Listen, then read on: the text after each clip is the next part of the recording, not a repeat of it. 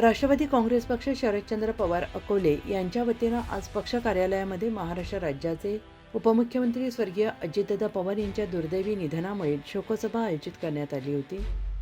या सभेसाठी राष्ट्रवादी काँग्रेस पक्षाचे सर्व पदाधिकारी, पवार परिवारांवर प्रेम करणारे कार्यकर्ते उपस्थित होते। यावेळी अमित भांगरे, सुरेश गडाख, आर.के. उगले, उत्तम धुमाळ, स्वप्नील धांडे, विनोद हांडे, सुरेश खांडगे, शारदाताई गायकर, मीनाक्षीताई शेंगाळ, डॉक्टर गोडसे, संदीप शेनकर माने इत्यादी कार्यकर्त्यांनी शोक व्यक्त केला।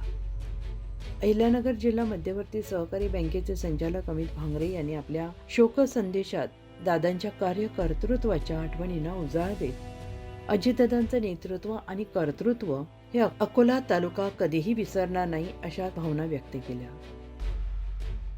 अजितदादांच्या अकाली निधनामुळे कधीच भरून न निघणारं नुकसान महाराष्ट्र राज्याचं झालेलं आहे। त्यामुळे दादांच्या परिवाराच्या दुःखात सहभागी होत सर्व कार्यकर्त्यांनी 2 मिनिटात स्तब्ध उभे राहून दादांना श्रद्धांजली अर्पण केली।